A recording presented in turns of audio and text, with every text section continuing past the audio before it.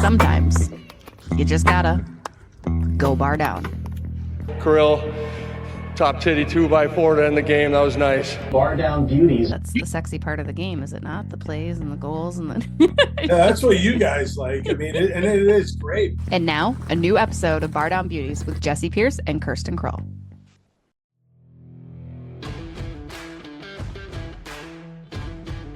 Hello, everybody. What's up? Bardown Beauties, episode 278. I'm Jessi Pierce, writer for NHL.com, co-hosted with Kirsten Krull in arena hosts for the Minnesota Wild and the PWHL Minnesota Frost. Speaking of the Frost, joining us now, Heather Rule, who has covered the Frost since the inaugural season, hardest working writer there is out there. Heather, welcome to the Bardown Beauties podcast. I feel like this is the first time we've had you. We've been friends for years. We're in the press box together. I apologize that it's been so long since we've had you. Yeah, I think this is my debut with you guys. So I'm excited. Long time coming, but yeah, this should be good. It is. It'll be great. Like I said, Heather has covered the Frost extensively, probably their top beat writer for without question. Frost are now battling to repeat as champs of the PWHL, obviously them winning it all last year. A lot of changes, a lot of things happening. But first of all, I'm surprised. And Kirsten, I know you're also very heavy-handed with the Frost. You've seen more than I have. I think I've caught one game, unfortunately, this year.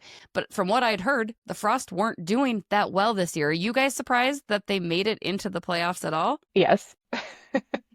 Yes. I was surprised. Although I guess this is kind of the second year now where maybe we shouldn't be surprised because they're just continuing to, buck all the trends. And I mean, last year it was even worse, right? They came back from that international break, they were on a roll, and then they were, 0-5 to finish the regular season, needed help to get into the playoffs. Then they were shut out twice in Toronto for the first two games. And so I remember coming to game 3 last year, like, well, this is it, end of the season right here, because they did not look very good. And it wasn't quite as bad this year, but they were out of a playoff spot, for before they went on their international break, and weren't scoring a lot of goals in their games either. I think overall they're like the top scoring team, but it's been feast or famine a little bit too. Like you saw, last night they scored 7 goals. They scored 5 before that. They've had a few other games where they've scored 4 or 5 goals, but then other times they've been shut out or they've had 1 goal. And they were shut out in their home finale against New York to effectively 1-0. It was an empty netter 2-0 game. And playoffs were not a certainty. They had 2 games left, and on the road they needed to win those and then get a little help too to make the playoffs, and it just didn't seem like that was necessarily going to happen, and they went out and did it, made the playoffs, and now they're up in the series 2-1 and are 1 win away from making the final again. So it is a little bit surprising to me. To reiterate what Heather said, very surprised. It was a position we seemingly weren't supposed to be in. We were all ending the regular season like, we might see you guys, but it's looking like we most likely won't. Head over to Boston. I believe it was an 8-3 final to close out the regular season. They punched their ticket. Yeah, here they are now, 2-1 in the series. It's very similar how they backed in to the playoffs like last year. So I wouldn't be surprised to see them competing in the championship once again for a second straight year. Well, and as you'd mentioned, Heather, they are scoring goals, which was something that they had lacked throughout most of the season, especially heading in. Cava seems to be the number 1 goal getter, but who are some of the offensive powers behind? We all know Taylor Heise. We've had Taylor Heise, good friend of the pod, Grace Zumwinkle as well, but who are some of the powerhouses that could lead the Frost into a possible title round? Yeah, for sure. You mentioned Cava, and she had 2 goals in game 3, and she basically wins championships. There's nothing else for her. She's won like 4 in a row or whatever it is, something crazy. So she's been clutch. Lee Steckline on the blue line. Game 2 in Toronto, they scored 5 goals. 4 of them were from defenders for the Frost. And Lee Steckline has the offensive numbers weren't really there throughout the season for her. And she's one of those. I mean, obviously, everyone in Minnesota know who she is, and she has Olympics on her resume and all that, and she's great on the blue line, but she has come up clutch in these playoffs for sure with a couple goals she scored again last night, an assist. Taylor Heise, I think, had 3 assists. Kendall Coyne Schofield is another. I think she led shots on goal last night with 5 of them. Sophie Jakes had another game with a goal and assist last night too. Again, on the blue line, she's another one that's really come up big, and that was in a trade last year in the inaugural season that she came over to Minnesota, and she's been. I think that was a really good trade for both teams. I think that was with Boston. And then we saw, the rookies have contributed to. Brooke McQuaig had 2 goals in game 3, and they've really just been opportunistic, I think, with the Frost as well. So yeah, Kava, Heisey, Grace Zumwinkel, I think, has had a good season too. She's been a little bit snake bitten, I think, with some of the offense. I think she had a breakaway in game 3 and couldn't quite convert that, but she's contributed. She had a great pass to Brooke McQuaig for one of her goals too, which was great to see. But I think that's the thing too, is they're getting contributions from all over and the depth. They had Liz Shepherd on the 4th line, and last year, similar thing in the playoffs. She really didn't have the offensive production, and they got to the playoffs against Toronto, and she had, like 4 assists. She had, a goal that, that was her like only goal this season. And so I think they just have a lot of depth that they're relying on, and they're able to put the puck in the net lately. And reminder, their semifinals, it's best of 5, correct? Yes. In that opening round. So they are just 1 win away from advancing to face the other semifinal team, which is TBD, Ottawa and Montreal. Ottawa and Montreal, you guys going to quadruple overtime. Kirsten, I'm sure you were glad you weren't working a game like that on Mother's Day. Just thank you. Bless. I've worked my fair share of overtime games this year, and I'm very happy. Same. Last Yeah. night was not one of them, especially quadruple overtime. No, thank you. Yeah, Heather, it'd be a late night for you too. And I just couldn't imagine the rewrites, constant Yeah. rewrites. But I might have just I joked last time, like I might have just left. I don't know, 4 overtimes. just No, bail. that's I am so out of here. But that series is tied, correct? yes. Yes, they're one. Yeah. Yeah, they're behind still, so they're 1-1 right now. Montreal was the number 1 overall, right? And they selected Ottawa to face in the semifinals. So very interesting. Who would you rather see, Kirsten? Again, knowing that you have, or not Kirsten, Heather, the other girl that's on this podcast as well right now. Heather, as you've covered this team and you've seen Montreal and Ottawa extensively here when the Frost have hosted them, who would you rather face if Minnesota is indeed to get past Toronto in this first round? Who would you rather see for it all? I mean, it's tough, right? There's so much talk about, the parity in the league. The teams talk about that all season. And as it turned out, the final standings, I mean, the teams that made the playoffs, that 3 of them had the same amount of points. They had to go down to regulation wins to determine the playoff structure there. But I think, I don't know, I'd maybe rather see Ottawa. Montreal has been so good all year. So I think that win for them was huge. Obviously, them not wanting to go down 0-2 in their home building too. After they were the top team. But I think it's tough. I was gonna say the goaltending is really good. Not in the Minnesota Toronto series. We have not seen the best goaltending. I think either side is something to work on a little bit. But yeah, I think Ottawa.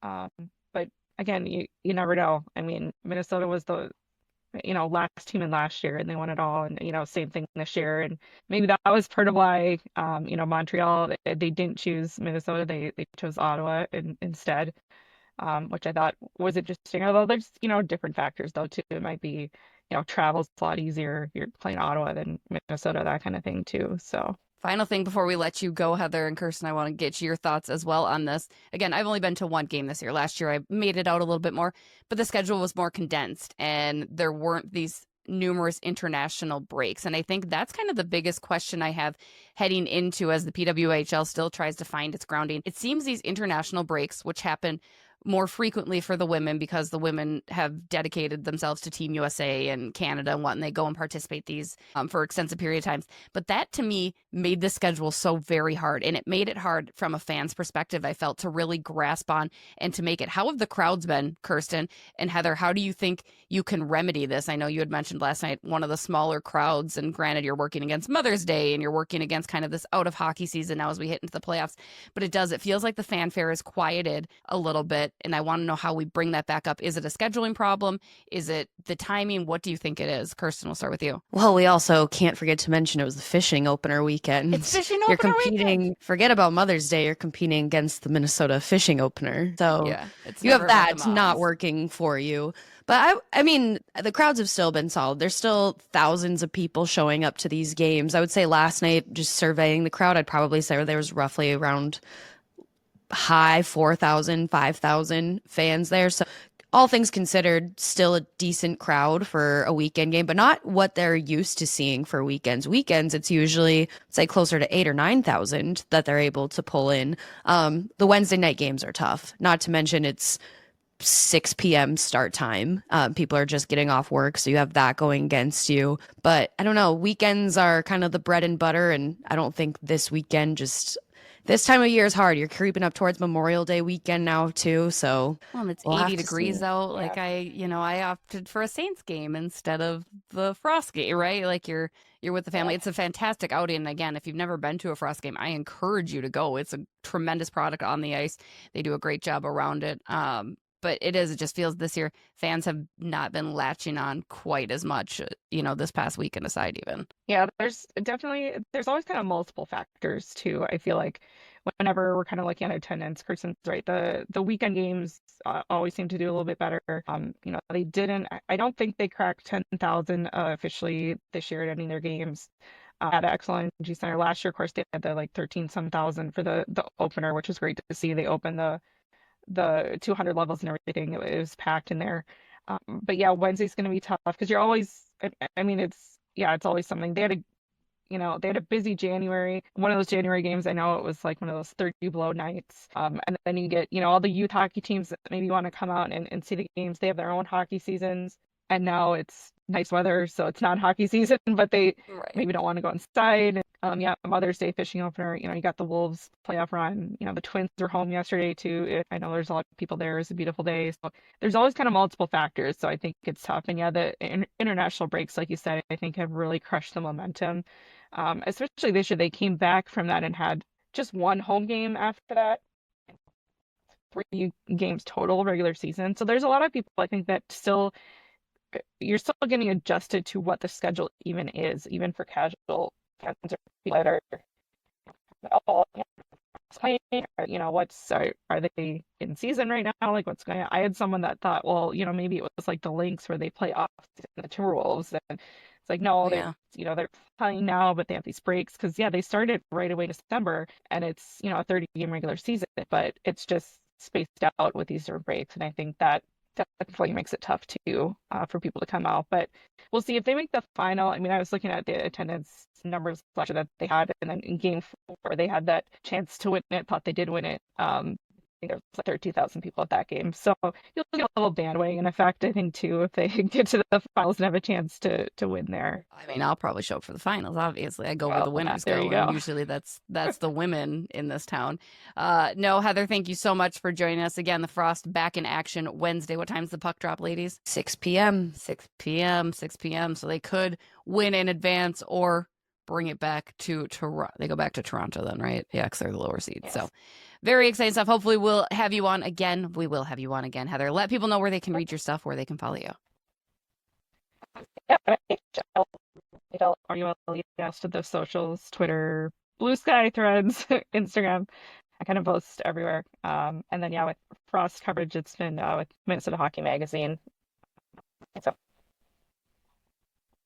Perfect. You are the best, again, hardest working writer I know, covering everything from prep sports all the way up to the Wild and Frost. You're an inspiration, my girl. I love it. Plus a great human being and your family. Shout out to Barb, who I know will for sure be listening to this one even more so because her lovely daughter's on there. So we love you, Barb. Yeah, we know it. We love it. We're going to take a quick break. When we come back, we're going to talk Wild. We're going to talk Hughes with the Beauties and dive into some free agency discussion. Stay tuned. Guys, your Minnesota Frost are still playing hockey. They are in the semifinals of the PWHL Championship. Love to see it. You need some merch to represent rock the Frost, cheer them on as they work to repeat and become back-to-back champs.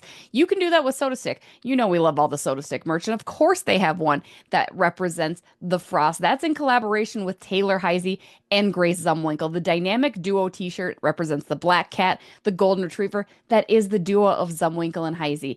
They worked with SotaStick to create this one-of-a-kind custom tee that could be yours. Add it to your closet today. Kirsten and I both have one. We love it. We rock it. You should get yours too. As always, don't forget to smash Bardown Beauties at checkout for 15% off all purchases on SotaStick.com. And go ahead, get your duo t-shirt. Get all your merch needs at SotaStick.com. All right, we're back. One more shout out to Heather. Great human being. Absolutely adore her. Working alongside her. And again, she is the #1 coverer of the Frost. So they are very lucky to have her. I'm always asking her my Frost questions as well because she knows everything about them. So go read her work, all that. But let's switch gears back to the Wild, Kirsten. We love talking Minnesota Wild. Yes, the offseason is officially underway. I see that Krull and Matt Zuccarello have been doing their roundabout at all of the sporting events. They were at the Timberwolves, at Minnesota United game, which I didn't realize Lionel Messi was in town. I would have gone to that. I didn't. I also drove right. I didn't realize the time the game was happening. I didn't realize the time the game was getting out. Me and my friend were going out to dinner in St. Paul, drove right by the stadium, and it was just chaos. Yeah. Also, I mean, not hockey related, but kind of hockey related because big Wild fan. Who else is also going to all of these sporting events? Kevin O'Connell is everywhere. JJ was at the Minnesota United thing. I think Taylor Heisey was out there too. Like they brought all the greats. And again, I was like, wait, and Lionel Messi was there too? Like forget the Minnesota United squad. I would have gone for that, which makes sense why it was such chaos. I've never been to a United game. It's on the to-do list. Neither have I. I mean, this would be the year to do it. I mean, I don't know anything about like the game, but just like the weather we've been having. And I have to imagine the boy, like I think Matt Zuccarello, and I'm just assuming this because he's European. I feel like he's a big soccer aficionado. Like he just looks like a dude that would follow football. I do think he is. I think I've seen him just like casually, like a picture or something, him in a soccer jersey. Yeah. So I do think he is. Maybe that's it. And mine, I feel like the Timberwolves game, they looked a little out of their element. Like they looked a little like we're here. Like I think Krull wasn't even wearing a whiteout shirt, which, we're missing the purpose. Well, yeah, Zuki was. Krull was not. And people were like, Zuki, make him put it on. Exactly. Speaking of those two, Kirsten, and we're going to dive into this, obviously, as we get closer to July 1, when Kirill Kaprizov is officially eligible for an extension, when that gets signed on the dotted line. Because, yes, I am under the impression that it will get signed. But the latest rumblings on this past week have been Kirill's going to be the highest paid player in the National Hockey League. Now, Connor McDavid is also up for an extension. He is another eligible player that Edmonton is going to want to re-sign. They threw 14.5 at Leon Draisaitl last year, so we know that's the mark. And Kirill and McDavid obviously above that. I don't know if Kirill anymore, though. To me, I don't know if he's above Leon Draisaitl. I wouldn't. It's hard to say because Leon Draisaitl, as great of a player as he is in his own right, he's also had McDavid. Like those two, A and B, B and A, they've always fed off of each other. I don't know. And we've seen this a lot too in the NFL as far as like market value and stuff goes, how the market resets, especially like right now. I think the quarterbacks are going through that, but it was a stint with wide receivers. And Kirill's contract's going to reset the entire NHL market as far as what players are going to get paid. And then, yeah, I fully expect Connor McDavid to then get a higher contract, but it just, yeah, it's crazy. And it's somebody that's not good with numbers. It's hard to fathom, but I would agree. I don't think he's, and again, this is not me saying he's not a star, not that. I don't think he's Leon Draisaitl, but I think, yeah, the man needs to get paid. He does, right? Yeah, 100%. And you're right. I guess I hadn't considered that's the tandem. But to me, I just feel like Draisaitl is always like, that sounds stupid because people are going to twist that and say, well, she's saying McDavid's not relevant. Like Draisaitl's always doing something, right? Like that's not what I'm saying. Again, he's kind of like the Mitch Marner to the Austin Matthews, and I like those types of players a little bit better, just because I like the unnoticed things that they can do that are also very noticeable and very effective, right? So I think that's maybe why I tend to lean toward Leon versus Connor McDavid. Plus, Connor McDavid doesn't like ketchup, and that just is a strange thing to me. But he does like Nickelback. but he does like Nickelback too. But yeah, Kirill resetting it. If you're Kirill Kaprizov, aside from getting another player on free agency, how important is it, do you think, that they bring back Matt Zuccarello? We spoke with Matt Zuccarello at the exit meetings, and he was his typical self-deprecating, kind of jokey self. And he said, if I'm Kirill, first thing I'm doing is making sure that his friend Matt's gets an 8-year extension as well with this team, and kind of was having fun with that. But it does beg to question. Yes, they didn't play together toward the end, but they do have that chemistry. They have that very clear friendship as displayed across the sports in Minnesota this weekend. Do you think that's part of the package deal? Do you think Kirill honestly does bring that to Bill? Because as funny as we might find it, I could actually see it happening. 1,000%. I don't know what the contract necessarily would be, because Zuki is at the end of his career. He's only 37. He's only 37, but I didn't, correct me if I'm wrong, because you were there and I wasn't, but I thought I heard some audio saying that, yeah, he's going into this year and then see what happens from there. It was mostly because his contract would be up. That was kind of the question leading into that, for sure. And he did say, though, to his credit, which I think a lot of professional athletes tend to be this way too, is I will only play if I'm able to contribute and be something. I don't want to be there just to be there and still be a professional athlete.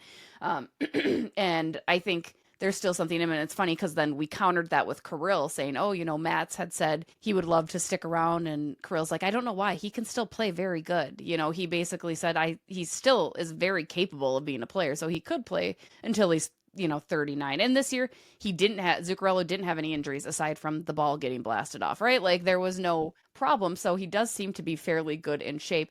If I'm Guerin, I would feel maybe okay with another 2 years of Matt's if it's something that Kirill is wanting, not at a crazy price, but I guess it wouldn't bother me so much as it would have a couple years ago. 2 years would be a no-brainer to me. And honestly, I think, it's not even we know whatever Kirill wants, Kirill is going to get. That has been made very clear by Craig Leopold. Whatever, get blank check, Kirill, like you name it, we will do it. So if, and I'm sure it is, he wants Zuki there, Zuki's going to be there. That's just how it is at this moment. And honestly, too, we thought even at the beginning of the season, this might be more of a down year for Zuccarello, and it wasn't. No. So I wouldn't be mad about it. And again, I imagine they go back to putting Kirill and Zuki together at some point. I don't mind them separate, though, either. Like, I didn't dislike what I saw from Matt Zuccarello. There were times where he was a little quiet.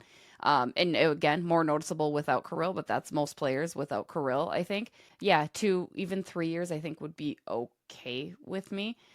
Speaking of what Kirill wants, top 3 forwards you'd go after in free agency. We could do this throughout the course of the year. And again, we will do this as it gets closer to July 1, because right now it's just all speculative. But top 3 forwards, because Bill Guerin did say he feels very set in the blue line, in the back end, right? I think they're pretty good there as far as defense goes, with Juracek, with Faber, Broad, Spurge. You still got Bogosian back there. You got Middleton. And you've got Zebullium, obviously, as well. So they're set there. So that's why I'm limiting it to top 3 forwards. Who are you going after in free agency if you're the Minnesota Wild? Mitch Marner, obviously. Brock Besser, second. Pasta's a free agent this summer, right? I think he is. Right. I think he is. Yes. I'm going Pasta. Those top of my head, no logic behind any of it, except for Mitch Marner. Those are my 3. And are we signing them to pretty good contracts, right? Like not just price-wise, but term-wise too? Or like would that vary between each of them? I think it would vary a little bit more between each of them.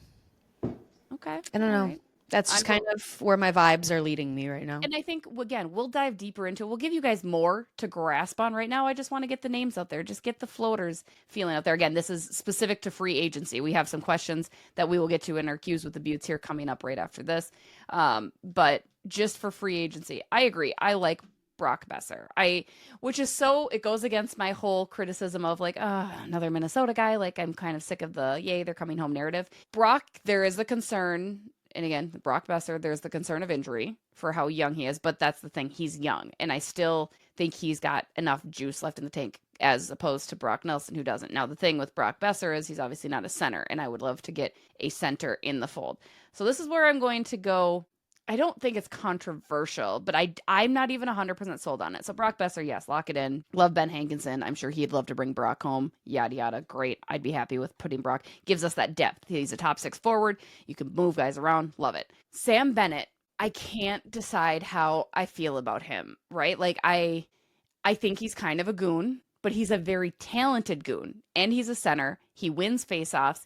But he plays very rough around the edges. He's kind of like a little bit more skilled Ryan Hartman, in my opinion. So that's where I'm kind of a little nervous. I think Florida's going to do everything they can to try to keep him as well. But he's 28 years old, 40 plus points in each of the last 4 seasons. If he gets to free agency, I would absolutely love to do a 4-year deal at 4.5 for him. Again, the only concern is kind of that temperament and some of the style that he plays, and if that is going to be a problem to harness, if you will. But Sam Bennett, I think, is my center that I like. I don't hate it, and I like the logic that you've brought to it. I think that's a good one that might not be as high on people's radars, like everyone, myself included, looking at the big flashy. Because now we have money to spend. That's me when I have money. It's like, let's spend it. And to be fair, he's completing the 4-year 4.5, so I think he'd probably be warranted 6 to 8. So maybe we cut the middle and go 7, and you give him a 6-year deal. Like if Krull likes him, and Krill's like, well, if I'm going to sign an 8-year extension, then I want Sam Bennett here for at least 5. I think people will go after Sam Bennett. But that's one thing. And here's one that I think I don't know how you're going to feel about it. And I don't know how Wild fans would feel about it. I don't know that it would ever happen. Now I'm nervous. I know. I'm sorry. Nikolai Ehlers. He will be a free agent. It's very rare to see that transpire, obviously, in the division, in the conference is a little bit more, but coming from Winnipeg, Nikolai Ehlers, guys, is young. He is very capable scoring winger. I like it. He's 29, so you're kind of hitting him at his peak alongside Krull, right? He could be that guy. He wants to win, I imagine, obviously, like everybody does, but I think there's room possibly there for him. He's completing a 6-year, $6 million, so he'll be looking to upgrade that. But I think he's under the radar for a lot of teams, and that's the reason he's appealing to me. Is like, I don't know that he's as high up as your Brock Nelsons, as high up as your Bessers and Marners and all of that. So like they might have a little bit more of a shot. Yeah. Do you hate that? I don't hate any of that. Okay. Even though he was a Jet. Because that's the thing. I think it's very hard to come from the Jets or the Stars, I think, into this market. I can't imagine that fans are very forgiving of past. And I believe Nikolai Ehlers had that little scuffle with, wasn't that him with Krull? Ehlers and Kaprizov. Or am I thinking? I'm thinking of Cole. No, Cole Perfetti was. I don't know. Maybe I'm wrong. Maybe Minnesotans don't forget. They don't forget, but I did. As I like to say, the North remembers. The North remembers. So yeah, that's what I'm going to start with. We're going to start with those 3 each. Let us know what you guys think. I'd love to hear your 3 forwards. We're keeping it to forwards. Yes, centers are high priority, but we can dive into centers. Is there any other players that you would love to bring as a bonus? Like whether I want a goalie. I'm bringing a goalie. I don't know who that is, but I'm bringing a goalie. I'm sorry. I'm worried about Jesper Velstad. I am too. I'm a little nervous. Ryan O'Reilly. He's another one that I would like. Is that just because you enjoy watching him play? Yeah. He was the greatest center the Minnesota Wild ever had for like greatest center the Wild ever had. Miss him. Apologies to Mikko and Jewel though, but like yeah. Respectfully, I am nervous. Bill Guerin's gonna go after Brock Nelson, and I really do not want Brock Nelson because one, I think you're gonna get a better deal for him in free agency than Colorado paid. Colorado paid a haul for Brock Nelson, but it just still makes me nervous the money we could be spending. Granted, he does still have a lot of upside. He's getting older. I want a younger player. Yeah.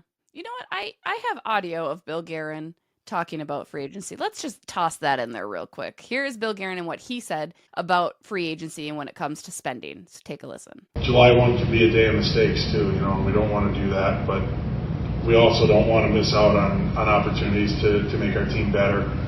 I think our decor set. I'd like to focus on forwards. Well, probably more center position. I think Eki needs a little help. He's in a battle every single night, and there's no easy nights for him. So I think if we could create some help there. I wouldn't be opposed to a scoring winger either, but we're going to have to look and see who's available. When it comes to free agency, and then there's always possibilities of trades too. So we're going to explore all that stuff. So yeah, I mean, mistakes can be made in free agency too. Like I've always said, that's my biggest concern about even looking at a goalie is because people overpay the shit for a goalie. That's probably not worth it. And the same thing can be said about forwards too. I mean, that's the whole point of free agency is players get paid, right? But a lot of mistakes can be made. So I love that Bill Guerin said that.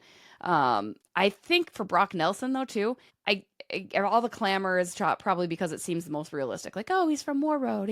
But if I'm Brock Nelson and I'm not ready to call it my career yet, I'm not coming to Minnesota yet. Because it gives you that whole like, oh, this is my swan song. I'm just coming home to retire at home so I can work with the home team. Like, if I'm Brock Nelson, I don't want to come here either right now. Like, I would try to stay with Colorado. I would try. I don't know. I don't know if I would be ready, but we'll see. We had mentioned goalies. I just want to give a shout out to Marc-Andre Fleury playing in his first World Championships. The reasons it's his first is because, well, guys, he has never been out this early from the playoffs, so he gets to join Canada. I caught some highlights. Dude looks like it's 2009 again, right? Like he is out there windmilling, making saves, having fun. It's just hard to imagine that he's actually going to quit hockey because this dude is not playing like he's a guy that just retired from hockey. And he's back with Sid, and I love that. That's honestly probably the most wholesome thing about the whole thing. So wholesome. I mean, do you think he could ever do the Tom Brady thing? I know some people have commented on our socials or in our YouTube saying it would be the best prank ever if Fleury was like, haha, JK, I'm not retiring, and just came back for a year. Like, it would. I think he would he hated all the fanfare too much this year to like do that. Like, I'm coming out of retirement. I'm doing this thing. And if he did it, what if he did it and just did it for like the most random ass team though? Like Utah, the Utah Mammoth. Speaking of, let's quick weigh in. Utah Mammoth, do we like it? I don't hate it, but I had my heart set on the Outlaws. I thought the Outlaws was just so chef's kiss. For whatever reason, I think of Outlaws as like a Montana thing. So like maybe if Montana ever gets a team, they could be the Outlaws. I don't know much about Utah. Just Utah. It's still, I think it's part of biker country. Okay. It probably is. Again, I don't know a lot about that area, which I would love to visit. It looks beautiful. I have nothing against it. I just don't know enough about them. I just always think of like horses and wranglers and outlaws as like a Montana thing. I watched a little Yellowstone. I also hate that they couldn't do the Yeti for that reason. Like, not that I loved the Yeti as the name because it reminded me too much of the Avalanche and their mascot and stuff, but like, how stupid. Like, literally the Stanley Cup is a thing, but the Stanley Cup is a thing, and like to have Yeti be like, oh, it's a branded name. Like, it's a completely different entity. It's a whole creature. Literally a mascot. Literally a mascot. We're not selling a cup. That's a missed opportunity on Yeti too. They could have come up with a partnership. Think about it. What a great marketing 101. Just dumb. But what's not dumb? You guys. Ton of great questions. Truly appreciate everybody. I think we got them all in here. If not, we'll try to roll some of these over into next week. But let's start off. First off, Libby B, we just covered this, so I'm just going to give her a shout out. But she had asked if you could sign a free agent this summer, who would you pick and why? We kind of ran down our top list. I think Ryan O'Reilly is Kirsten's just out there, throw it out, kind of go for it thing, which I'm all in. I don't have a throw it out there kind of thing. I don't know. I'm starting to really come around to the idea of Brock Besser as being like my top. Mitch Marner, he is like the golden thing for me, but I don't think we'll get him. So probably not. I think people are going to be clamoring. Exactly. But shout out to Libby. J Carroll 4991 wants to know, considering we were penciled in by the media at the beginning of the year, how do you feel the season went as a whole for the Minnesota Wild? Exceeded expectations for sure. I think probably my mindset has changed because I was very, very surprised by how they came into the postseason. Yes, we know it wasn't the sexiest way to roll and clinch a playoff spot. It didn't end the way we wanted, but they gave Vegas a run. They played hard, and I think even Marcus Foligno had said that. It shows where this team is moving forward. And so now that we're out, we can't blame the Suter Parisi contracts anymore. We're heading into clean slate, 25th year anniversary. It just feels like a perfect storm for good things to happen to Minnesota next year. So I feel like although not the end we wanted, it's left me feeling good about the direction we're heading. Yeah, I would agree. I think exceeded expectations without a doubt. It moved that bar. It was comforting almost to see what they were able to achieve with the players they had, because it does give you hope and promise for what's to come, right? Like, I would have liked to see a little bit more from the younger guys, aka like to see them in the lineup. Like, I would have loved to see a little bit more from Liam Ogren, right? I would have loved to see even a little bit more of Zeev. I understand the decisions made, but in some of those instances, it would have been interesting. But the fact that you're not going to return a number of those guys next year, I think, is exciting. Like, I'm very excited. So as a whole, because I was part of that media that penciled them in as being very meh, it was impressive for them to show me the way. So bravo to them. Yeah, you get the next one, don't you? Sorry, I got distracted.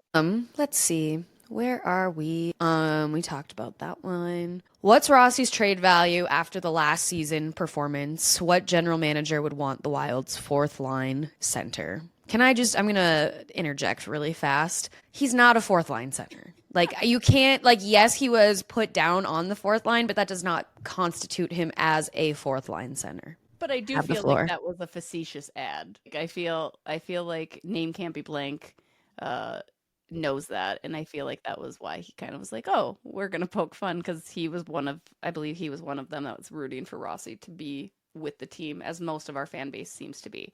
That being said, again, we talked about it. I don't know, though. That's just me interpreting it the way that I interpret it. I could be wrong. You could absolutely think he was a fourth line center. Some people do. I think he's a third line center. That's Kirsten and I disagrey on that. I don't know that he's a top six forward anywhere else, frankly. I mean, probably a top six forward in San Jose or in Anaheim or Buffalo, maybe. I don't think that's fair. I don't think that's fair at all to say. Again, I very impressive. To go back to the initial question, based off last year's performance, as we talked about last week, he went from 40 points to 60 points, and he was consistently healthy. He had his Ironman streak. He played gritty when he needed to. There's something about it that trading Marco Rossi isn't going to hurt me at all. It's not bothersome to me if you're getting what you need in return. I know that's a question, Kirsten, that I'll flip to you after this, but I think there are plenty of GMs still that could utilize a player like Marco Rossi. If you have a team, I think Buffalo could be a really good fit, because you have a guy like Jordan Greenway who's got some size and some grittiness that I think could be great on his wing. Plus, you've got Tage Thompson too. I think a Buffalo, or maybe even a San Jose, who's in kind of that rebuild mode. They have money to spend, because, as I mentioned, I believe the biggest discrepancy in getting Marco re-signed is the money element. If he's asking for $8 million, well, no, I'm going to take Sam Bennett for $8 million, not Marco Rossi for $8 million. That's just how I'm going to roll. But I think San Jose also has a ton of cap space to play. Marco could bring a veteran presence there. So I don't think that there's a lack of interest if Bill Guerin was actively shopping him. And I think Bill knows as well that Kirsten's going to come for him if he doesn't get what is deserved of Marco. But also, it's because look at the trajectory. You look at the past seasons. He's continued on the upward trajectory. So as history goes, if he continues that way, he's just going to keep rising. And you look at what San Jose is doing. San Jose's been loading up. Yeah, it's been down year. Granted, this year's NHL draft not that deep as far as prospects go, but now they've got the number 2 overall pick this year. You've got Will Smith, you've got Macklin Celebrini. San Jose's down right now, but they're getting good. Yeah, no, same with Anaheim. They've had some down years, but look at everything Anaheim has done. Like, it is building the foundation for them. They're going to be good. Like, year or two, they're going to be good. Been waiting for Anaheim to get that together. They're going to be good. I think San Jose is going to be better than Anaheim earlier than Anaheim, just because Macklin Celebrini, I think, blew me away this year by what he was able to achieve. My vote for the Calder. But yeah, I would agree. I think Marco's only 23. Yeah. You're right. I mean, there's a high value on that age alone, right? Like, he's only 23 years old. So there's still a lot. You wonder what, it's interesting, right? Because as a general manager, you have to be a salesperson. How do you sell a player that you're clearly not interested in, though? Like a guy that you're like, I don't know, he didn't do it for me. I don't like him. He didn't do it for me. Like, how do you turn on the charm and be like, but he's really good And I'm not just an idiot. Like, do you lie and just be like, you're stealing him from me, blah, blah, blah, in your head, knowing that, like, I hate this kid. I don't know. I think, granted, you've heard more things than I have. I think hate is It's a very strong word. It's a strong word, and I don't think Bill Guerin is thinking that. Billy, I know you listen to these, so no, I Yeah. don't do that. But and speaking of, let me find the other one. I know there was a couple about Marco Rossi again. Tons of questions this week, you guys, which is Most of them great. about Marco Rossi. Yeah, we understand. We understand we love Marco Rossi here. But you know what? Let's just go. We're going to skip it. How hot is Billy's seat now that the buyouts are off the books? The Wild need to be a perennial cup contender, in my opinion, or you need. This is also still part of Name Can't Be Blank, by the way. And he said they need to be a perennial cup contender, in my opinion, or you need a new GM. Thoughts? I mean, I think there's a lot of grace having, and I hate saying it because it's not the participation aspect of it. They made the playoffs. We know how important it is for, and I'm not trying to say this in like a sarcastic or condescending way either, but I mean, for any team across the league, it's important to make the playoffs. That's huge to make the playoffs. So I think Craig right now, where he's happy, where he's sitting, he's happy we made the playoffs, but obviously you're left wanting more from that.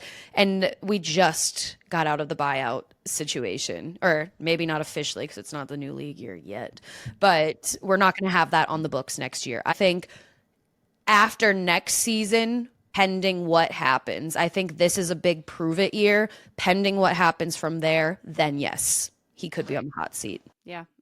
No notes. I agree. I think the clock starts now, right? He made it through the buyouts. You've been waiting for this moment. I haven't been as upset. Yes, I disagreed with the trade deadline this year, right? And I maybe questioned the Trennan signing in the offseason, but it's not been to the point where I think you need a new general manager. I have seen a number of general managers in my time covering this team, and Billy still to me hasn't done enough where I'm like, I can't stand his decisions, because there's been more good than bad. More of like the decisions that I've questioned have turned out far better than I could have imagined. So I do still think he's got some time there, but that's my opinion. I would agree. No notes on that. I know. I'm scrolling. I'm looking.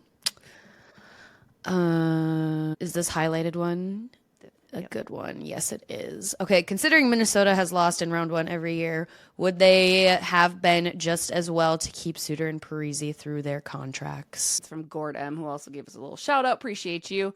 The interesting point of that is they've made it 8 years. Let's again focus on that. As Kirsten said, it's not easy to make the playoffs. It kind of is because half the teams make it, but it still can be very challenging, especially in the division that the Minnesota Wild partake in.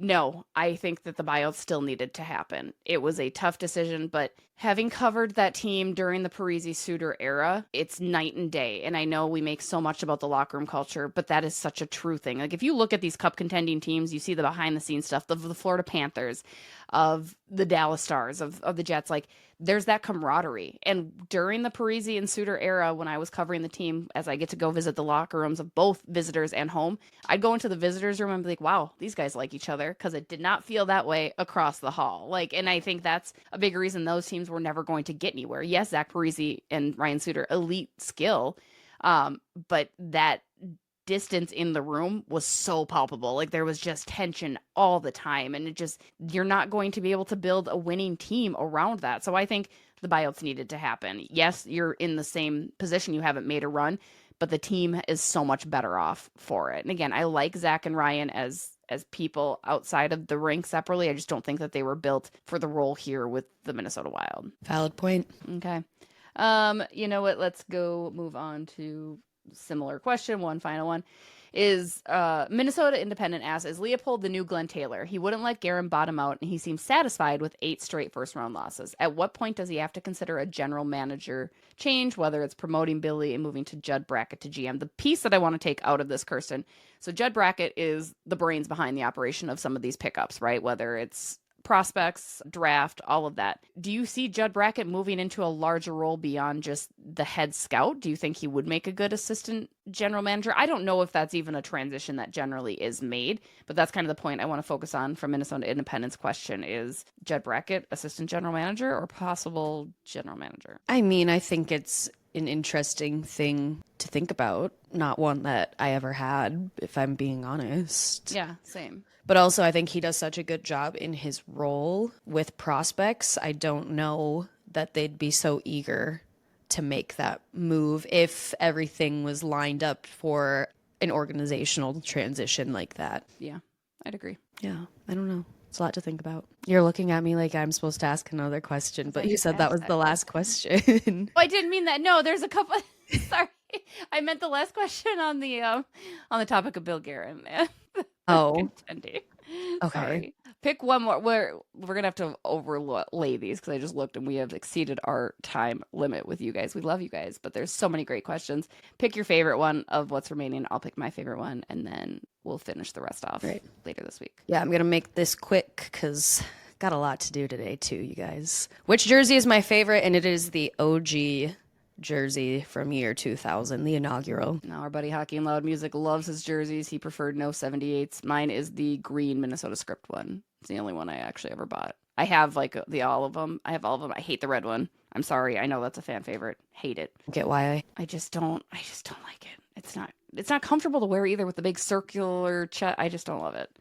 And then I'm going to pick this one from our friend Seth Topol. Don't forget to check out him on Locked in Wild. All right. Tough one. He says, you have to give 4 years, 4 million AAV to either John Merrill, Gus Nyquist, Justin Brazo, or Marcus Johansson, and you have to do it. Which one gets the 4x4? Johansson. Okay. I'm going John Merrill. Interesting, right? I think Johansson probably makes sense, but yeah, I don't know. We'll see. All right, again, there are more. We will get more of those answered next week, if not later this week on the socials. Appreciate you all. As always, shout out to SotaStick, Royal Credit Union, Grainbelt, Talk North. You guys are the best. Go Frost. Can't wait. Check out the World Championships. And yeah, talk to you guys next week.